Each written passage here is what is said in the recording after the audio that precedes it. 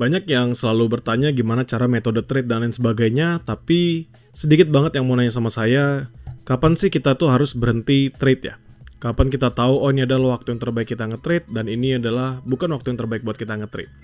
Dan saya akan menjelaskan ke kalian pada hari ini, waktu untuk kita berhenti trade di Forex itu kapan aja. Jadi sebenarnya ada 4 hal, ya, ada 4 hal yang saya selalu pantau ketika saya perlu berhenti ya. Yang paling pertama itu adalah target harian itu sudah tercapai. Kalau misalnya saya punya target harian, ini ngomongin persentase aja, bahwa saya target harian misalnya 5%. If 5% ini sudah tercapai dalam 1 hari, ya udah, selesai. Saya nggak akan entry lagi. Mau nanti saya ngeliat ada potensial nge-buy, mau nanti saya ngeliat ada potensial nge-sell, saya akan berhenti trade ketika target harian saya tercapai. Berbeda kalau semisal, ya, kita dapat rezeki misalnya gitu ya. Target harian 5%, terus kita tiba-tiba ngeliat market sesuai dengan analisis, tiba-tiba kencang naik. Kita dapat profit sampai 10%. Ya, ini kan berarti melebihi target dari harian kita. Bisa nggak kalau misalnya kita pecah 5% ini kan sudah dipegang sama kita ya, udah di tangan kita. Sedangkan kita punya plus 5% lagi. Nah, 5% ini bisa nggak kalau kita jadikan, ya hitung-hitung sebagai cari bonus lah. Gimana cara kita cari trade, itu bisa-bisa saja. Tapi saran saya selalu sama, kalau kalian punya target harian, King saya mau dapat hariannya ya sebatas $5, $10, dan tercapai, udah stop. Kalian lanjutkan lagi kehidupan kalian yang ada di real life. Gunanya buat apa? Ya, disiplin tuh nggak cuman tentang disiplin stop loss, tapi disiplin juga dalam profitnya. Yang kedua adalah maksimal loss harian sudah terpenuhi. Semisal loss harian saya tuh 2%, dan ketika risk ini hit ya, kena 2% saya, maka saya akan berhenti trade. Sama seperti profit. Mau saya ngeliat ada potensial buy, mau saya ngeliat ada potensial sell, saya akan berhenti trade terlebih dahulu. Kenapa? Karena ini akan mengganggu, ini secara idealnya ya, ini dapat mengganggu mental kita. Kenapa saya bilang seperti itu? Sekarang teman-teman trade, teman-teman minus 2%.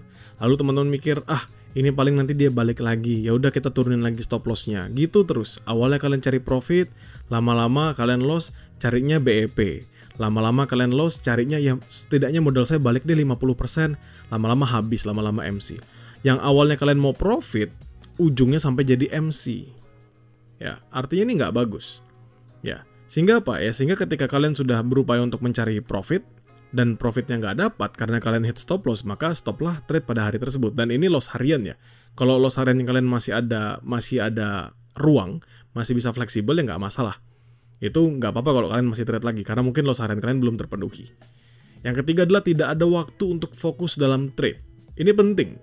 Dalam hal apapun, lagi liburan, lagi kerja, lagi sibuk berbisnis, lagi bersama anak-anak, lagi bersama keluarga, lagi makan siang, lagi makan malam, lagi bacain dongeng buat anak, lagi olahraga, dan lain sebagainya. Kalau kamu nggak bisa punya waktu untuk fokus dalam trade 1-2 jam atau 3 jam, jangan trade. Kenapa? Ya bersyukur kalau ternyata ketika kalian fokus dalam kehidupan nyata, kalian tetap profit dalam trade. Bagus dong. Artinya kalian bisa dapat boostingan. Yang jadi masalah apa? Yang jadi masalah adalah ketika kalian loss di dalam trade dan kalian lagi melaksanakan aktivitas lain, sedang makan, sedang menonton bersama anak-anak dengan keluarga, sedang bersantai, bukan sedang bersantai ya, tapi sedang liburan mungkin. Dan ini bisa mengganggu kalian dalam fokus di kehidupan nyatanya. Jadi saran saya, ketika kalian sudah melihat, kayaknya saya nggak bisa deh meluangkan waktu 30-60 menit. Jadi yang bisa saya lakukan apa? Ya udah, saya istirahat dulu aja, nggak perlu untuk trade terlebih dahulu. Dan yang keempat adalah ketiduran. Tidur dalam hal apapun ya. Jangan pernah kalian tinggalkan trade kalian ketika kalian sedang tertidur, ketika kalian sedang beristirahat. Kenapa? Karena kalau kalian sudah menetapkan, saya akan stop loss di sini, saya akan ada take profit di sana. Tetapi saya tuh selalu berpegangan bahwa yang namanya kita lagi trading, itu kita punya keinginan juga untuk bisa memantau. Ya, kita punya keinginan untuk memantau, dan kita juga punya tanggung jawab tersebut. Bisa nggak sebenarnya kita tidur aja, kita pasang stop loss dan take profit, jadi kalau di hit stop loss ya udah, kalau di take profit kita ya udah. Bisa. Tapi yang saya selalu sarankan adalah, kalau memang kamu nggak bisa mantau, lebih baik nggak perlu entry dong. Ngapain juga kita harus entry? Kenapa? Karena ini akan memberikan ruang yang lebih fleksibel buat kita. Kalau besok pagi ternyata, seharusnya tadi saya masang, saya bisa profit, ya nggak apa-apa. Yang disyukuri adalah kita masih bisa tidur, kita masih bisa beristirahat tanpa perlu terganggu ketika bangun pagi, harus buru-buru ngecek kita ini lagi posisi apa, floating loss atau floating profit. Apakah sudah gemuk akunnya atau malah MC. Ya, Jadi menurut saya, 4 hal ini adalah hal yang paling penting dan waktu-waktu yang paling penting ketika kalian harus berhenti trade. Oke? Dan sebenarnya ada sih berhenti trade yang lainnya, yaitu ketika kalian sudah yakin bahwa ini memang bukan dunia kalian.